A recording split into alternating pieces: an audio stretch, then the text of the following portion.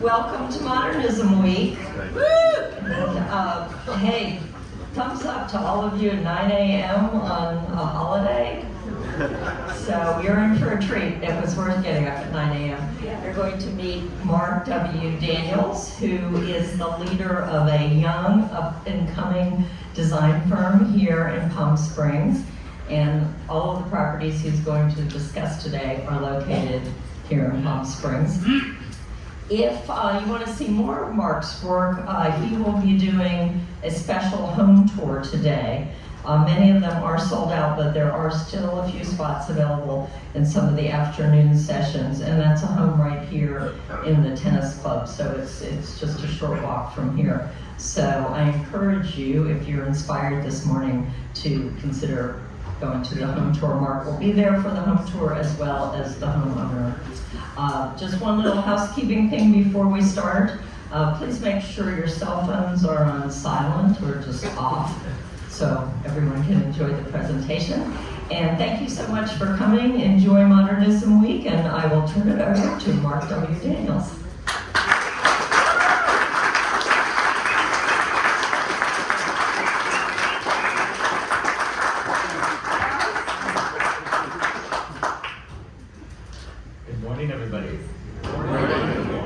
I agree with the 9 a.m. sentiment. I don't do client meetings in the morning. My team knows not to schedule anything at all before 11 a.m. So we'll work on scheduling later for the next one. So as mentioned, my name is Mark. I'm the principal and founder of MWDA, the firm with my name on the door, which is usually a good thing. Every once in a while it's not so fun. But we've had some great clients and some great contractors and collaborators to work with over the years. So we're based just up the road here in Palm Springs. This is our office. This was actually announced that we got an office space. We worked during COVID off of the dining room table at our house. And we as a young firm, we're striving to create a sense of awe and wonder through our contemporary architecture practice. Push what we've learned from other architects forward and expand upon it. Today I'm sharing 5 projects, and I'm kicking it off with a little bit about me. My upbringing was a little bit different. I was raised in a military family. My father was a colonel in the Army.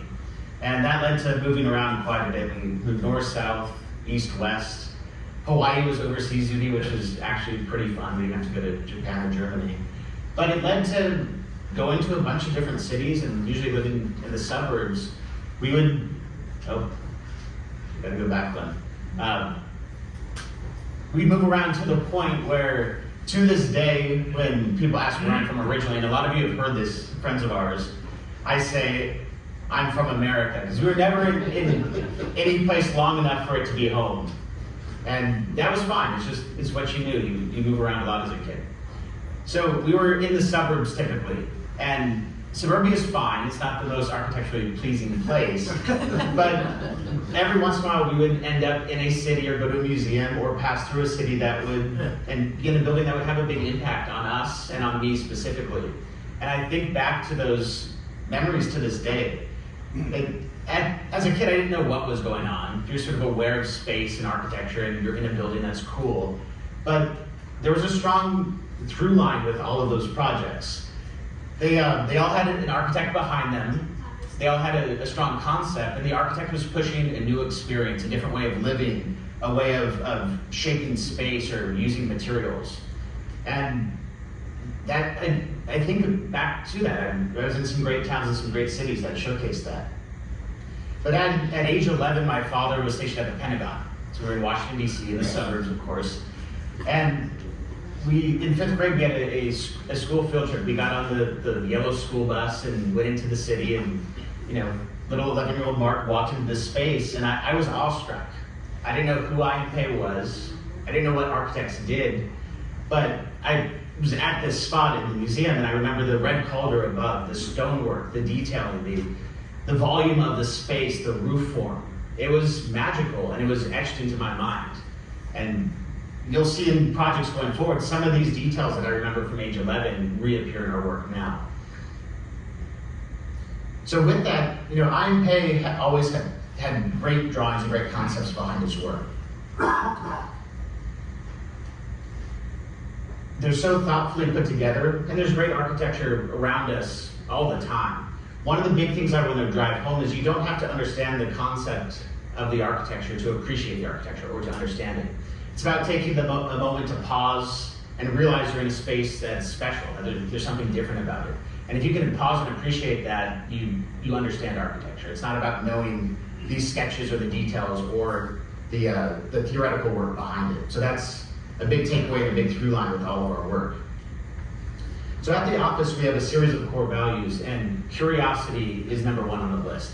When we're hiring, we sort of ask open-ended questions to see if the candidate's curious or not. If they're not going to fit in. And we do that with our clients too, so keep that in mind. We work together for 3-4 years, so we've got to be symbiotic about that. But with that, we all remember when we were kids. When you're young, life is all about discovery. You see something new, there's a sense of awe, a sense of curiosity, and that's good and bad. Sometimes you eat dirt or whatever because you don't know any better. But it's that sense of wonder and joy that kids have that we try to bring into our work. And parents bask in the joy of seeing their kids experience something new for the first time.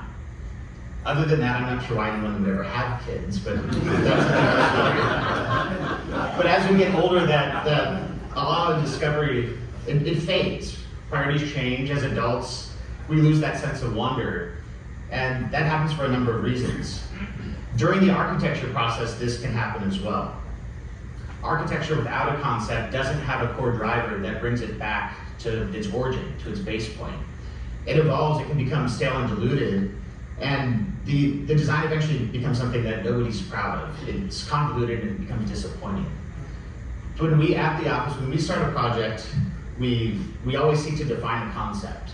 And it can take many different forms. We reference artists quite a bit, but these are some of our internal graphics that sort of guide us as we move forward. And concepts aren't always obvious. A lot of architects talk about having this great moment at the start of a project, the genesis moment. Sometimes you just have to get started. You just start doing the work and the concept emerges. But other times it appears right away and it carries the project through from start to finish. The concept always seeks to answer the question, what will be the guiding force behind the project that sets it apart from others? In other words, it's the inspiration, the cohesion, the magic that allows the architecture to become something unexpected, something other. Some concepts are blatantly obvious. The Sydney Opera House, Jorn Utzon. Utzen's father was a shipmaker in Denmark, so he learned all about shipmaking geometries and forms. That model on the top right is one of my favorite architecture models ever made, but it just simplifies the geometry of the sailing experience as it becomes architecture. He was also enamored with the water. On the outside of the Sydney Opera House, he used a series of matte and glossy tiles, and he placed them in a pattern that mimics water, the light shimmering off the water. So in many ways, this building is of shipmaking, of water, of sailing. The Eiffel Tower. This wasn't an inherent sketch where they said, Gustav said, hey, build this. It was a way to showcase the power of iron as a new building material. So the engineering, the design process, that led to this form. It wasn't obvious at the start. And in the art world, Olafur Eliasson, he always has a strong concept behind his projects. These are two projects at the Tate Modern in London, Weather Project and Ice Watch. With Ice Watch, he literally brought icebergs from the Arctic into central London so the users could experience them melting in real time. And he's conceptualizing climate change through that. So as mentioned today, we're sharing 5 projects of ours. They're all rooted in Palm Springs. Some are built, some are under construction. Others are ideas still. And this will give you some insight into our process and the way we think and the way we approach architecture. So with that, we'll get into a squirrel house. This is a very early project of ours. It was contract number 3 ever signed. And it really began to set the tone for how we as architects approach our work. What are we trying to express? And also how we interact with clients. What is that experience like? Because that's equally important all the way through the project. This came from a referral from a friend, and that's how we get a lot of our work. And there was no first meeting. Word was somebody bought a house, somebody from out of town, and there was a key hidden under a rock, and go check it out and see what you think. Very open-ended, and of course I have to go check it out. You don't know if it's gonna be something great, or are they looking for a tile for their powder? You just have no idea when you get those sort of calls. I remember walking into this house, it was June, it was hot, and the house had been closed up for weeks or a month. I opened the door, immediately started to gag. The former owner was a chain smoker. There was stains on the ceilings, the walls, everything. This is an actual photo from that first day. This is the primary bedroom. Where's the white circle? That a nightstand used to live there. So the person used to fall asleep smoking cigarettes, and imagine the house when it burned down. But it's pretty wild. So this is just one example of the house. There were many, many problems after that we discovered, but there's something about the joys of falling asleep smoking cigarettes, the good old days. So as originally built, this house could have been anywhere. It had no connection to the site, to the mountains, to Palm Springs. It was very inwardly focused. And this concept emerged pretty quickly. We came up with the idea of a geo, where we wanted to push as far as possible in the opposite direction, crack open that geo, and let it connect to the site and the experience and the views beyond. So that became our talking point throughout this project internally. The project set up with, as though there were 2 pavilions on either side of the structure. So on the left and the right, those are the private spaces, those are the bedrooms. And we sought to make the central area an open area breezeway. So it's as though you activate the front yard, the rear yard, and the living space in the center just becomes another extension of space. With the geo concept, we sought to not have an interior wall or exterior wall be dedicated just to one, but allow them to breathe and create larger spaces. This is an early sketch from that project. I think this is from meeting number 2. We had a very loose graphic style to illustrate the idea of walls, interior walls, extending far out into the space and onto the site. So what we're seeing here, the tile, this texture, this is the primary bathroom. So we proposed having a wall go from, reach as you walk in, toilets hidden behind here, but it goes all the way outside into the side yard garden. So this one wall hosts the vanities. There's an indoor shower where you see this little humanoid. There's a pocketing slider to make it interior space. It fully disappears, it's the full width of the bathroom. Then you have the same shower head on the outside and the wall continues. So it creates an indoor-outdoor shower. And with these little details, they're subtle, but our goal is when somebody sees this for the first time, just for a moment, the hope is they think, how did they do that? Or what's going on here? How can this bathroom, I just went from the bedroom, how can this bathroom be fully outside? So the actual built work is very close to that sketch. This is pretty magical. The connection to the site, the garden, the soft dappled light that comes in, it works really well. This house is only 2,200 square feet. We didn't change the footprint at all. Oftentimes people go through this and they guess it's 3,000 or 4,000 square feet just because how the yard spaces have been activated. So I mentioned using walls not as interior or exterior walls, but as elements that can define something bigger, larger, a bigger sense of space. This is a sketch of the front yard, where the slider is, you see the interior space right about there. But with the sliders open, it all lives as one space. And the goal was to allow this to work well for a couple, 2 people, but also be able to expand within 2,200 square feet to be able to host large parties. And this is a fairly recent one, but it lives so well. The small footprint opens up and it becomes so much larger than just the footprint of the house.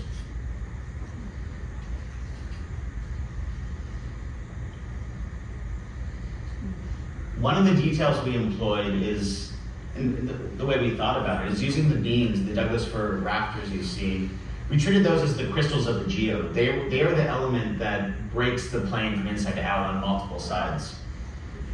It took a lot of detailing to figure this out, but we didn't want beams to stop that line taking your eye from the interior living room space out toward the pool beyond and to the mountain views.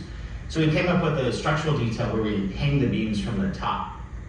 Typically you'd have a beam and a couple of posts on that patio, but by having these strong lines, and it's similar to the lines in the early sketches, we have these strong lines that just break interior and exterior, where they all become one.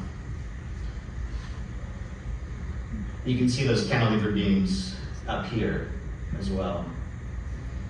So this, if you can imagine that before, it was nothing like this. There was no view of the pool. You would have no idea there was a hedge there. So this is all about cracking that geode open, letting it breathe, and making the site part of the experience of the architecture. With a remodel project, there's always the chance and the opportunity to learn from the history of the project.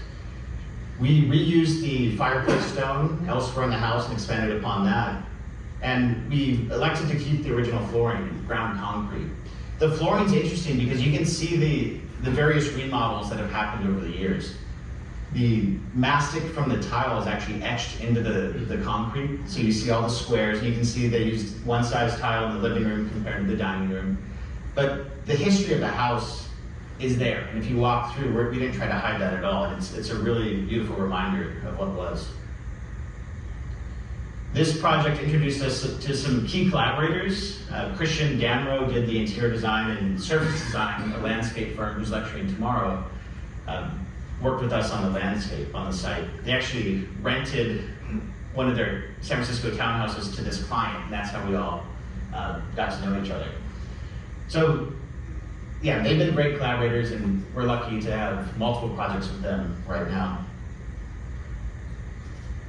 This project number 3, ended up on 2 magazine covers, which was very exciting. At that point, we were really young. We were still scrambling for work, and this gave us, a sense of quasi-legibility in the architecture world.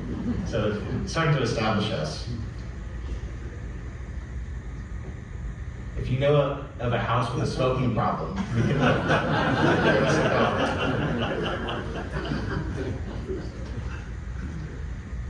And this is the view from the rear, where you see the reflections of the pool, the reflections in the glass, which are actually mesmerizing, and the beams overhead. But with this project, we learned about just how a simple idea can really drive a project through. It doesn't need to be an overly convoluted or complex idea that can create something great.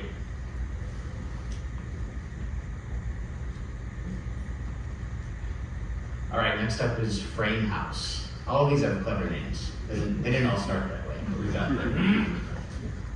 Frame House deviated big time from our normal process. Typically, we kick off a project by having a multi-hour, usually 2-hour client meeting, and it's a programming meeting. It's not about design, and we tell them you're not designing here. It's about what they want out of the project. When they say single-family house, or whatever the scope is, what does that mean to them? Because it's all over the map. Are they here seasonally? Are they here full-time? Do they want to sell the house in 5 years? Are they going to keep it forever and pass it on to their kids? All of that changes how we approach what we're doing. Typically, we end up with graphics somewhat like this. There's a lot more text, and text is less pretty to share on the screen, but a program document is generated, and that's our rule book. It becomes the shared reference both for the client and for us as we go through this project. And it evolves over time, but it's a way for us to say, when we talked at the kickoff meeting, we talked about a pool that does X, Y, and Z, or a bedroom that lives a certain way. And if they change that, we reference our document and we have a discussion about it. Are you sure that's where you want to go? Because priorities are changing. Again, that's our typical process. With this client, we proposed this meeting, and partner number 1 of this couple said no. I was not expecting that at all. That's not, most clients they want to go along with with our journey. So, in lieu of the, we were grasping for straws at this time. In lieu of the programming meeting, we needed something to base our ideas on and to work from. So I asked them to just name a project in the world, an architectural project that they love. What's their favorite project? Partner number one also said, no, same answer.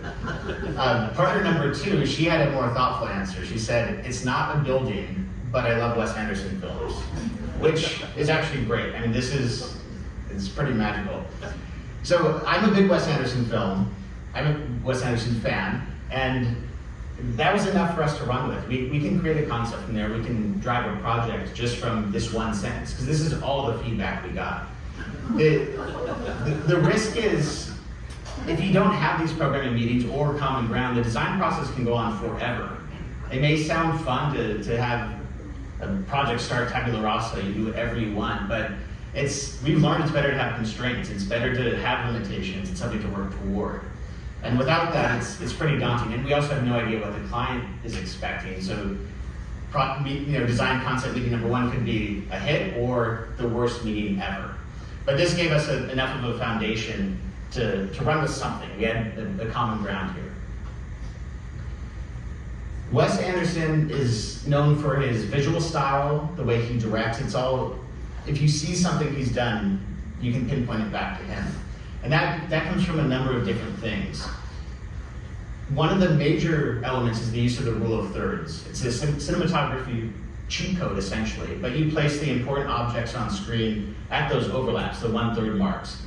So you divide the screen up horizontally and vertically in thirds. Maybe the horizon's here or here based on what you're trying to employ. He does this in all of his shots. And it's what gives his look, it's his style. Internally at the office, discussing Wes Anderson, watching clips of his films to figure out where this can take us, it led to a bigger discussion about the frame. This is a slide from that first meeting with the client, the concept meeting. And we started talking about frame in a more multifaceted way. Frame can be used as something of value. You place a frame around a painting you want to show off, or a family photo, or whatever it is. It signifies importance. In the middle, we have frame as spectacles. That's your perception of the world. How do we shape how you experience the world and what you see? The third item is frame as space. This is what we get to play with. This is volume, this is architecture. But all three of these combined, that became our concept of the frame. How do we begin to use these to shape an architectural language? Wes Anderson, known for his strict directing style, he has a very, very limited number of camera moves. He does a lot of still shots, he pans, he dollies. There's never big CGI blow-ups or action or anything like that. It's all very regimented. And he has that rule set. You can look it up yourself, and it's very clear. So we created our own rule set. Again, tabula rasa is scary, let's make rules. So we elected to do this. We said north and south should be transparent. So all glass. Let's figure out how to capture the views, control sunlight, make sure that we're getting the sun exposure we want. In contrast, east and west are opaque. That helps control the rising and setting sun. It also begins to create a hierarchy of views in space. No two accent materials to touch.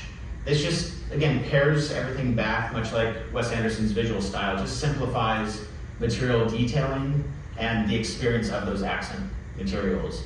And then employment of the rule of thirds, which you spoke about. So this project, as the renderings came together, we began to test these different ideas. This one employs the north-south rule. So here we're at the southern exposure with the pool, but looking all the way through, you see the mountains beyond and the experience of the front yard and the site. Looking at the primary wing here, and we have it floating above the site, but you really get to see the east-west opacity with the solid panel on the right there. But even in areas on the north facade that we want solid and private, this is the primary bathroom and closet, we elected to have frosted glass, so it's still playing within the rules. On the interior, you see the employment of the frame as space, but that frame is the way we start to separate materials. So accent wood walls don't meet accent plaster walls, and the flooring materials, which change throughout the house based on program, also don't meet at odd angles or odd intersections. Then on the front elevation, you begin to see the rule of thirds in the compositions. The entry volume, it's 2/3 wood and 1/3 glass, and that just helps settle every elevation into place. It just pairs everything back and lets it breathe. So this project, this one is not built, unfortunately, but it taught us about employing our own rule set. So even if the client is open-ended, they say do whatever you want, we learn to set our own constraints and live within those and work within those, and that actually allows our creativity to flourish.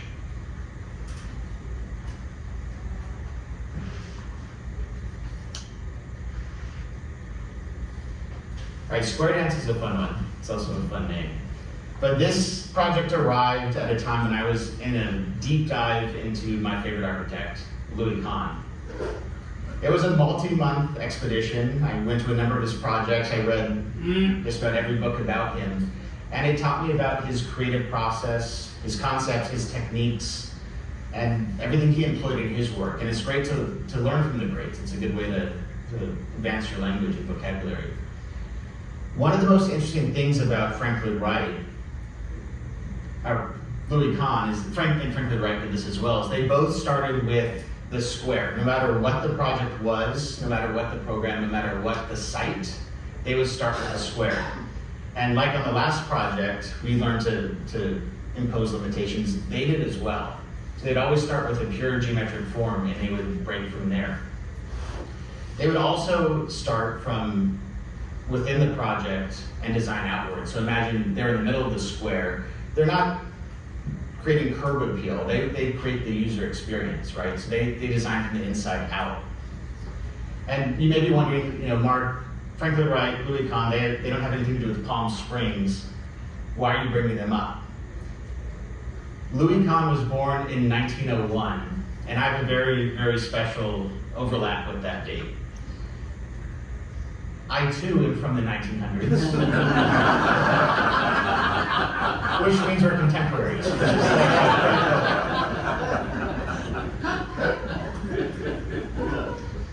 In the latter half of Louis Kahn's career, he had this map of Rome, it's Piranesi's map of Rome, above his drafting table, and he'd spend a lot of time looking at it. The neat thing about this is, in a lot of his work, his latter work, there we go. You see these simplified geometries. You see it at the Salk Institute, you see it at a number of his houses, but he would take this simple geometry, the squares, the rectangles, the circles, which are really evident in this fictitious map of Rome, and employ them in his work. And if we zoom in on the bottom right, there's a blow-up of it over there, you see just these simple rectangles which collide and create a sense of tension. Louis Kahn wasn't shy about referencing this map as an inspiration for him, or his love of Frank Lloyd Wright and Wright's process about starting with the square. And the work is really evident, the inspiration is really evident in Kahn's work. You can see a very similar overlap at one of his projects on the bottom left. This leads to a discussion about inspiration. A lot of artists, a lot of architects, creative people, they lead you to believe that it's just sort of God-given. You wake up and you have the idea for the day, and there you go. You have your painting done, or your form figured out in architecture. We reference art quite a bit, and it's not, I think more people work like this than the divine inspiration. But as this project kicked off, I was in New York City at MoMA, and I was reading about Frank Lloyd Wright and Kahn and their simple geometries that create tension. I ended up in front of the Kazimir Malevich painting on the left. And I stood there for a while because this is so much like what these architects are doing. And I started thinking back about this project in Palm Springs. I wasn't analyzing this painting for what it was, but it just started to meld all these other ideas into place. And this is when square dance really started to take off. The client director, they did participate in the program meeting, which was good. They actually handed us the concept as well, which is a great one. So they said the goal is to be dreamily disconcerted as to whether you are inside or outside. And that's sort of gold for us. We can figure that out, right? That's the fun stuff. So it leads to a lot of exploration and sketches, model making, all of that. It was a great start. So rather than starting with a single square, we elected to start with multiple squares and create tension between them. So this is the floor plan for this project. It's still underway and should start construction this year, hopefully. But we're overlapping these forms, and they begin to create not just interior spaces, but exterior spaces as well. You end up with a lot of resultant geometry, which is sort of these wedge shapes, these leftover spaces, which become outdoor rooms that are just as activated as the interior spaces. Here you see a rendering of the kitchen and the living room. All these corners open up. But even when they're closed, you have a roof line overhead as though it's an interior space. You have the definition of an edge, this wedge shape, and this will be one of the coolest spots on site because you sort of tucked into the corner, you're protected from the elements, you're shaded, and you have this great experience of the view, which is just behind me on screen here. On the interior, these overlapping forms began to do interesting things as well. We started with the square, but the experience becomes so much more dynamic as we work through it. Especially in the clear story level, we end up with these odd glass planes just as the leftover space, and they begin to really shape your view and your experience of the mountains and the site beyond. We're working with surface design on this project as well. They have a great concept for this one. They elected to create a berm on the street side, which is down here, and fill it with boulders. And the idea is to bridge the gap between the mountains. This is in South Palm Springs. Bridge the gap between the mountains and the site. So it's as though all the neighbors, everything else in the way just disappears, and you have the mountains actually coming down and meeting the site. Their densities of planting and layout really activate those outdoor spaces as well. And they elected to use the square form in the pool, which begins to tie the architecture and the site together. This is an early rendered view of the dining room. The goal with this space was to eliminate the corner. In a room like this, we have 4 solid walls, we have corners. Those make a room, they're a space. Even if this were a glass pavilion, an all glass box, we'd likely still have posts in the corners. And those corner posts define the edge of the rectangle, they are the space. By getting rid of the corners, the space begins to feel like something else, something other. The goal is for this to feel as much like a landscape pavilion as it is the interior dining room. And to do that, we propose a stacking slider that stacks in the center, which is on the right over here. Then the corners pocket into the wing walls on the sides. And this is the view from the outside. And this all ties back to that first client directive, to be dreamily disconcerted as to whether you're inside or out. When the landscape's activated and this gets built, it'll be pretty magical in that regard. We used a number of layered roof planes, again, to create a sense of tension, like we learned from Malevich and Kahn and Frank Lloyd Wright, but also to create a connection from inside out, where these roof planes aren't just defining exterior space or interior space, but they begin to create something in between the two, which ties back to the concept. This slide is our most literal take on the Malevich painting, but we see the dining room mass from the back. The other renderings were in there, but we see it interjecting into the kitchen space. This ends up creating a sense of hierarchy to the space and a directionality to it. The way it opens up, we begin prioritizing the western garden view over here because it opens up to that garden, and that's the big mountain view beyond. So it pulls you and gives a hierarchy and a sense of direction to the space, pulling you to that priority. With this project, we learned a lot about how simple geometries, the use of simplicity, can actually create something very dynamic and cohesive. So it's not about creating the most expressive form at the onset, but letting the process evolve, letting something as simple as the square create something very dynamic.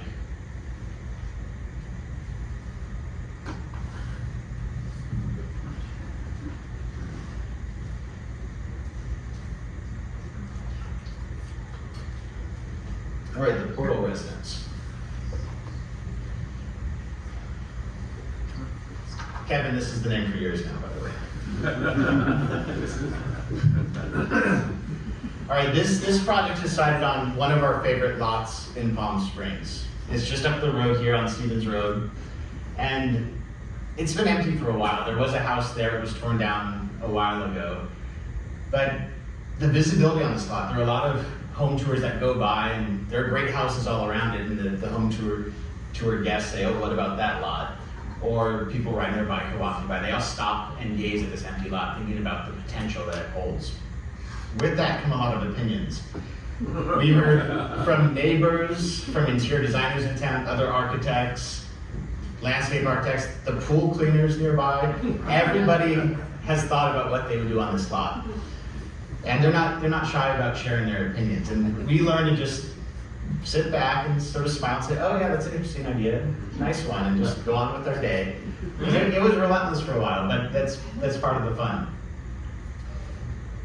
So with this lot, with the visibility of it and on it, we asked the question, how do we create something that's timeless? When this is done, will it feel like it's brand new, or does it feel like something that has always been here, like it's meant to be there? Whether that's the house feeling like it was always there, or some version of that house, and we did an interjection into that. To get to this point, we began thinking about architectural history a little bit.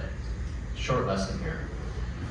I mentioned all the visibility, right? You have people walking up and down the street all the time. They're always looking at this lot, they're looking at the neighbors, but it's a high traffic area in Palm Springs. So we started thinking about different types of architecture. The panopticon is an architecture of control. It's a jail where you have one jail warden sort of standing up here in the center, and they have visual control of every jail cell.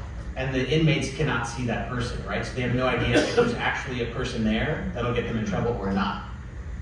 So how do we control the experience? But at the same time, how do we create an architecture of participation?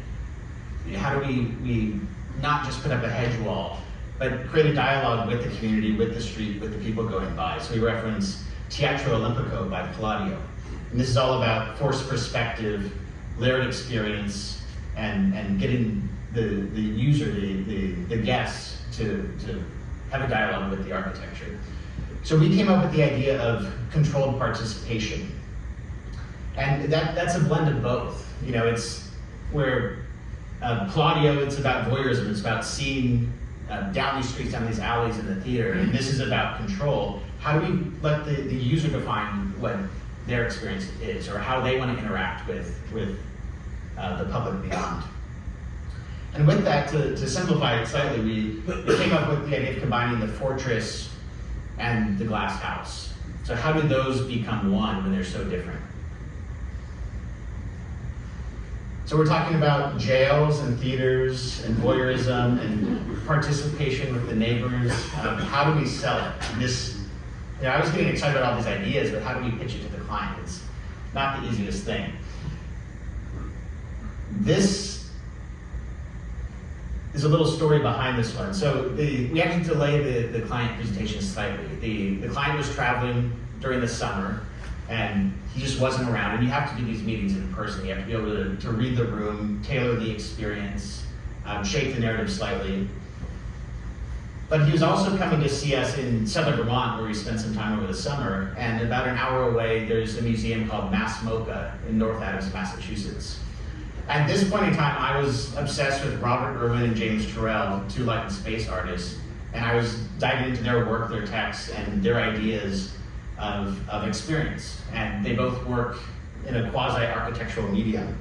So Kevin, who's in the room, came to see us, and there was a huge setup for this. I never thought about Plan B, which I started thinking about as I was creating this presentation, but I took him to this exact installation in North Adams, Massachusetts, and we walked through it. The goal was for him to understand some of these ideas of pushing objects that are nearby into the background. How do you do that with different perspectives or uses of light or forced perspective like Claudio did, or bring elements that are further away like the mountains into the foreground, and how geometry can help do that.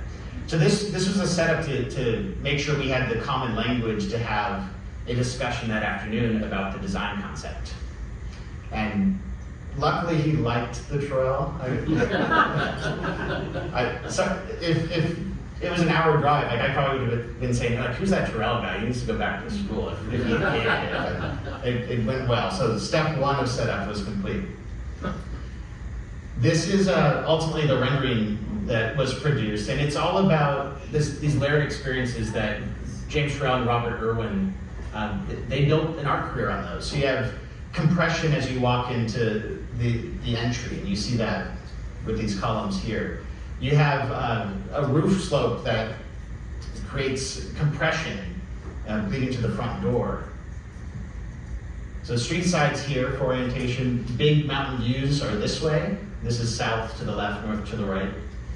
So this is the entry walk. So heavy stone columns and very much of weight, of mass. But when you walk into the front door, typically in homes, that's the big wow moment, right? You open the door and you say, look at the view, oh my gosh.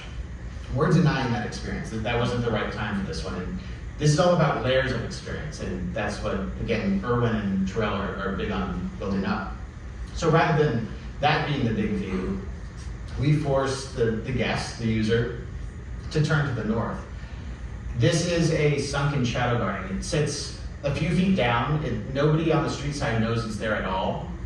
So this will be the first surprise, because you walk right by it. You drive by this or ride your bike by this project all the time, but until you're invited into the house, you even have an understanding that this exists. So that when they turn this way, they say, oh wow. And then they turn this way, and that's the big mountain view. You have layers of ridgelines coming down on this side of the plan. So it's about this buildup. It's about these layers of experience and creating something that's unexpected. This is the project under construction, and you begin to see the shape of the roof form coming into play. The front door will be over here, so you walk into that closed entry. Early renderings begin to show that experience as well. And this is how it sits as of a few days ago. So the heavy mass paired with the light roof forms and the way things slip past each other. There are a lot of precedent references baked into these, but they begin to create something other and something different and something new. If construction continues as it's progressing right now, this house would look more like this aerial shot at the end of the year. It's really exciting to see these super abstract ideas become something real and tangible and get built.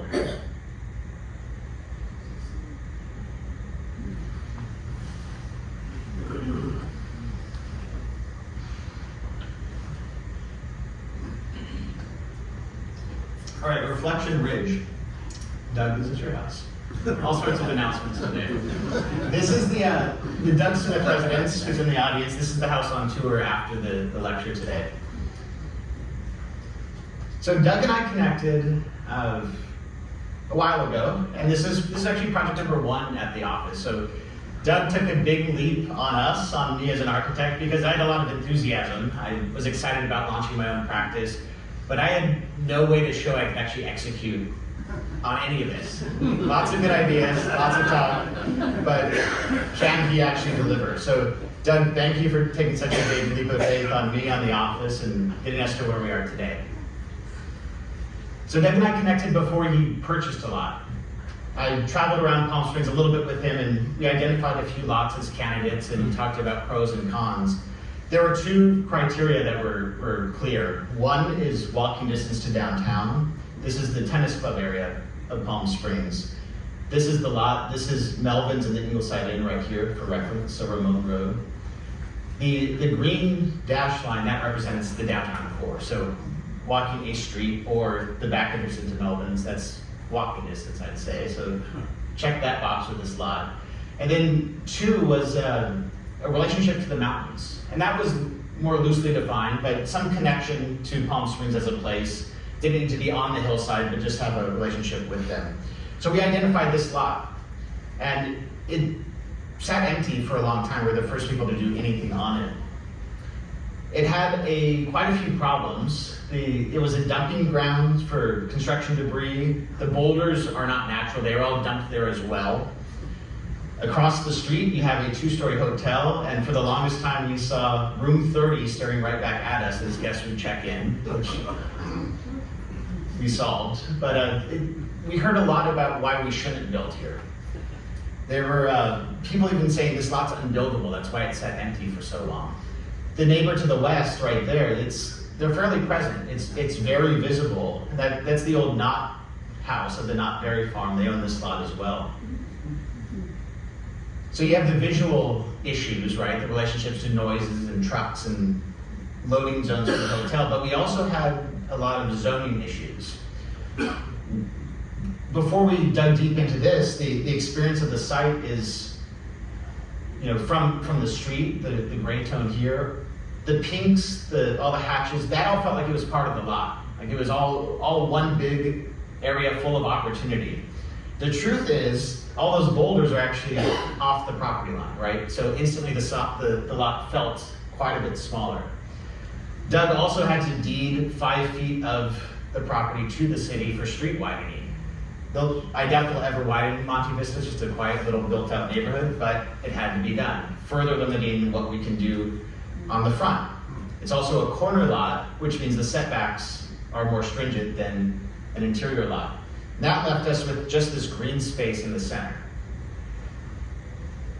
We weren't worried when we first made this diagram, but about a month into this, after big idea failing, we realized nothing worked, nothing could fit. We had all these grand ideas. It's our first ground up house in Palm Springs, also our first project. So we have to do something important, something magical.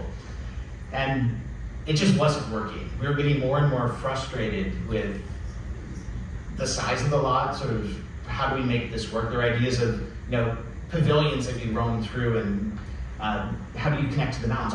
All these big ideas, but they weren't clicking.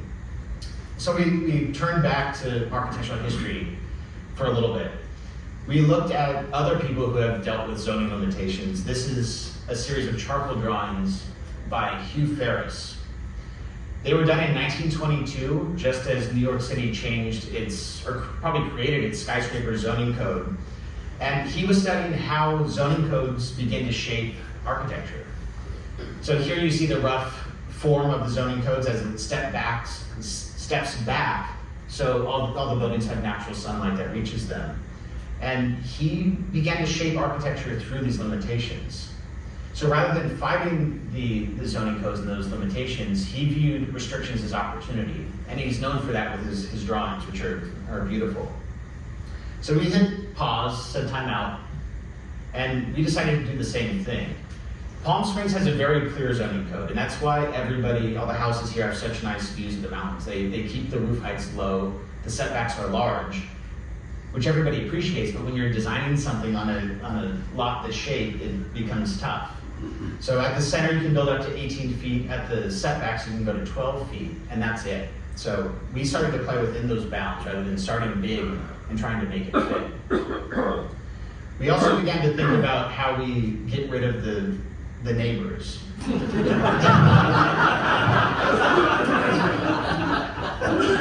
on the bottom right, that's the Ingleside Inn, the 2-story portion in the prior photos over there. But then that house is very present as well. So how do you pare all that back? How do you make it go away? We sort of dreamt about making it as easy as using the erase tool in Photoshop. But we don't have Photoshop, we have architecture, so how do we make that happen? So there was a lot of sort of negative buildup on this one. The one thing we had to remind ourselves was that this site is special. It has a very strong connection to the mountains.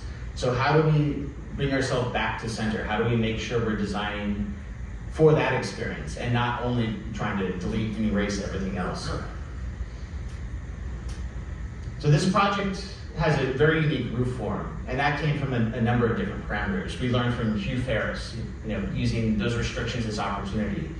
Architectural history, the folded plate roof, very prevalent to Palm Springs and early modernism as well. But then also learning from the mountains. That's why so many people connect with Palm Springs. You have such dramatic forms in the ridgelines of the mountains.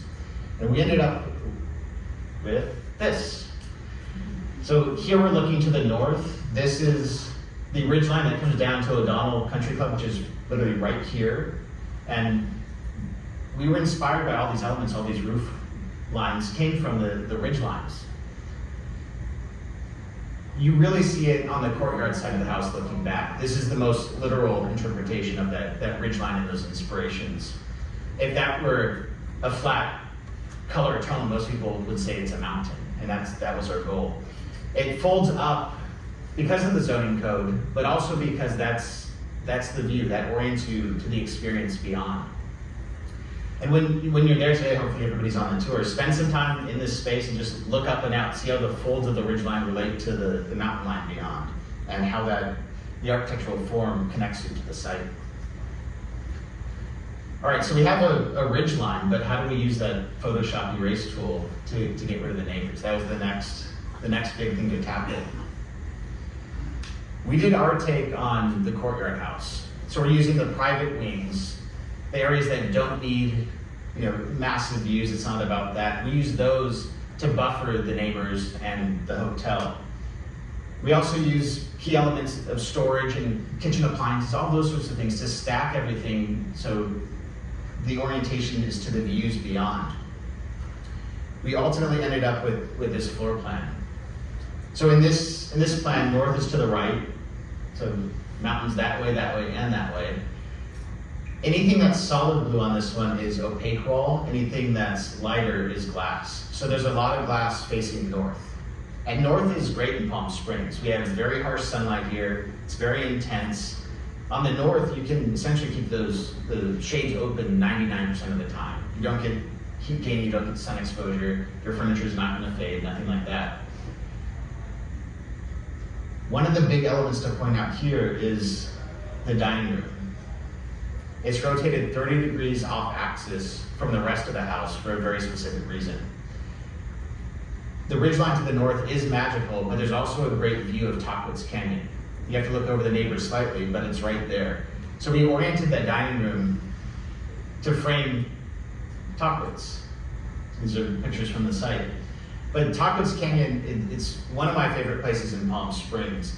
The way the shadows move across it, the sunlight hits it, it's very dramatic in the morning, flattens out a bit in the midday, and gets dramatic again in the afternoon. And if you haven't hiked in the canyon, there's a great waterfall. There's also a great hike up the ridgeline, but it's worth exploring. This is one of the best ridgelines in Palm Springs, and it's worth getting an understanding of that. Early inspirations also crept back into this project. So in the middle, we see AIA's National Gallery of Art from age 11. I didn't take that photo. But with the rotation of the dining room, we ended up with these opportunities to define space in a slightly different way. So rather than adding a wall or keeping it wide open, we elected to create these knife edge walls here, which loosely define and separate the spaces. The landscape team, Surface Design, did this one as well, came up with a really dramatic pool form, riffing off of these ideas in the roof line. And they have shard elements that define the spa and the pool edges, also tying the architecture and the site back together. I don't think they realized it was AIA inspired at that point, but that's okay. Maybe they'll learn today. Here we see the living room and the primary bedroom. Much like the Square Dance house, this was all about the elimination of the corner. Much of the glass, almost all of it, fully pockets away and recesses into walls. So when there's an event or the tour like today, the spaces can live much larger than the footprint of the house itself. They open up, they become part of the site, they can breathe, they connect to the mountains beyond. I also want to point out that you don't see any neighbors. That means we did our job right from the living room. But the bedrooms do the same thing. And I always joke with Doug, if I lived here, I would set my alarm would be the pool spa starting to overflow, and it's just the subtle sound. The relationship between the pool and the bedroom is so interesting and unique in this house. It would be a nice way to wake up. Here we see a drone shot from above. We have our social space, the folded plate roof and our wings. The private elements, as shown in that prior diagram, they're a little quieter. They have flat roofs. We let all the social activity live under the folded plate roof right here. And that allowed us to shape the views and shape the experience. You see some of the mountain line references in the roof form, but you also begin to see the pool form, which I think is the coolest pool in Palm Springs, and how that begins to bridge the gap between site and architecture and mountains. One of the early ideas that didn't work was the idea of all these pavilions, right? So we wanted to make this of the landscape, so you wander through space and sight as you were going through the house. They crept back into the project. You can never fully abandon an idea, you just have to figure out how to make it work. So a number of the spaces, the volumes of the house, are set up as pavilions. So you have bedrooms, you have powder room, you have primary suite. But as you go through them, and you'll see this on the tour today, the spaces between are glass. So you can either flow out to the site, or it feels as though the site's coming through the house. And that was very intentional. Standing from right back here, you can see from around the side yard, you can see from outside through the house, inside again, then you see outside, inside, outside, and you just see the expanse of the space in many different ways as you walk through the house. So pay attention to that. These are some of those connecting spaces. This is a funny one. This made the cut for the lecture, not for the website. This is Sean on our team trying to hold this plant back so we can get a nice photo of that wall. And even on the underside, you begin to see some of these expressive roof forms to orient you. That one's toward Tockwitz Canyon. It's a view of the dining room from the inside, looking to the outside. Part of the charm of this project is the creation of essentially another world. You know, we as architects get to shape space. We create your experience of where you live or visit. On the left, we see a series of materials. They're all pretty pared back in tone. You have the asphalt of the street. You have some grayish gravel with warmer tones. You have a black CMU block. But with the front door open right here, you get this really intense pop of green. And it's like you're being transported into a different space. Once you step through that threshold on the right, you are in a different space. It's not like what you left behind. It's not, you know, the gray tones, the tans of the desert. It becomes something else. The entire garden is full of desert landscaping. It's just done in a way that's low water use, but also lush at the same time. And in the desert, you can have it all. You can have both. During framing on this project, Doug came out for a visit, and we decided to throw a dinner party for him. This was the first dinner in this space as the house was under construction. So we had champagne, wine was flowing, and we were having a good time. And somewhere along the line, after the wine flowed a little bit, Doug turned to us and said, "You know, Mark, you did all these renderings, you did all these drawings, you even mailed a physical model to me in Atlanta, but it's not until tonight that I actually understand what the roof form is going to look like." Can you imagine if he didn't like it? It's already he probably would have said, "Oh, I didn't know that was going to be there." It's like, "Oh, shoot." But yeah, it's a cute story. It's a fun one. So these are from the same night. Eben the contractor right there.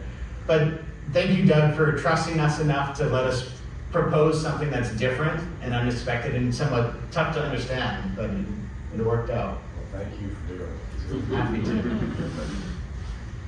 So on site today, be sure to pay attention to the materials. There are a lot of textures used in this house. There are a lot of tones that are of the site, of the earth, of Palm Springs.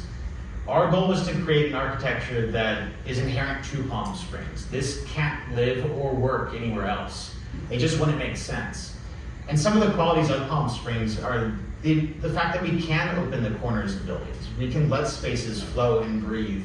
You don't have to walk down your hallway to go from room to room. You can actually walk outside or across the site. And a lot of the tones and textures, they are of the site. The fascia tone, I think we mocked up 20 different colors to get the right one, but it's of the mountains. The texture of the concrete and the gravels, the boulders, they're all of Palm Springs. This is one of our favorite shots, but it brings it back to its namesake. We call this house Reflection Ridge because the pool literally reflects the ridgeline, but the architecture also reflects the ridgeline of the mountain. It's like a funny love triangle.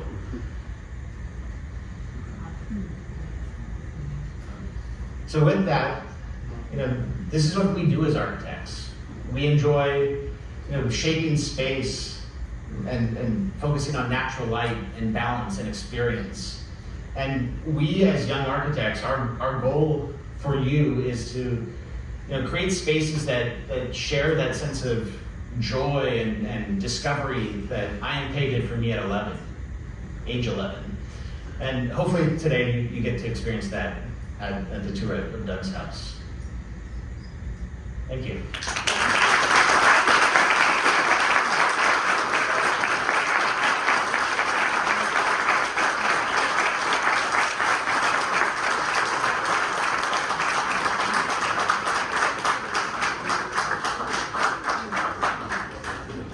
All right, so I think there's plenty of time for a Q&A if anybody has questions.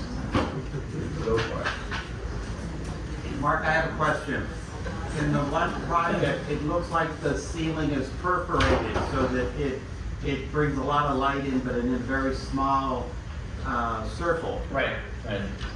Yeah, so that's the square dance house. So the question is, what is the ceiling plane that's perforated? So we actually did a number of material studies for that one. At one point, we were looking at grates like you see in New York City that cover the sidewalk. So layering a few of those. The goal was to create an assembly that was very approachable, so inexpensive materials, but layering them in a unique way, so you do get a dappled light effect as though it's coming through a tree. So they didn't want solid shade, they wanted a softer experience up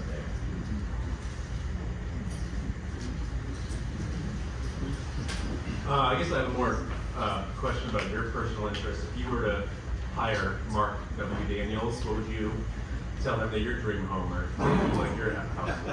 Yeah, we get some weird requests, but I don't know.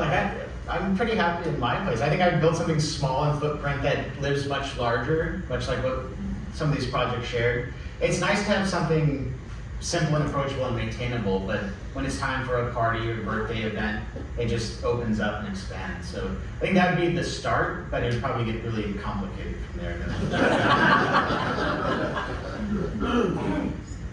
Mark, great job. Thank you. You were a little bit modest. You had a challenge on the north side as well with the lovely GMC motorhome. Yeah, right. So resting in the background. Yeah, so and this you were is able to completely seal there. If you would talk about that limitation too, and how to get the views you wanted without that.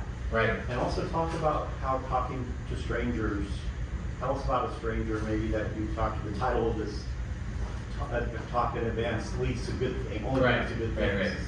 So I'll answer that one first.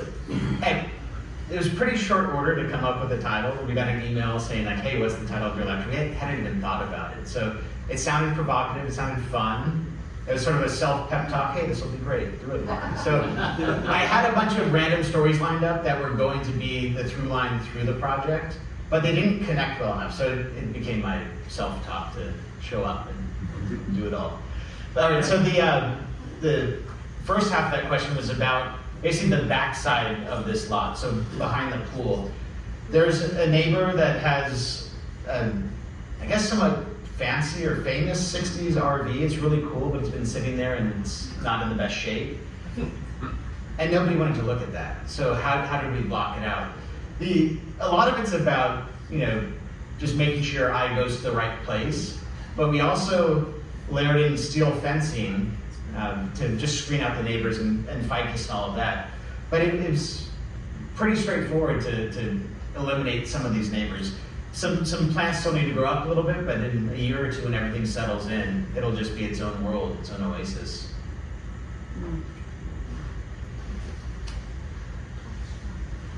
If somebody has never worked with an architect, you meet somebody, the stumbling block of trying to think about getting into a process like this, what do you tell them? Yeah, so my first question when you get a new lead is, have you done this before? Meaning, have you worked with an architect? Because it completely changes the narrative. If they've done it, usually they're proud of what they've built and they had a good experience, and that informs us or informs me as to what's next and the next steps in the conversation.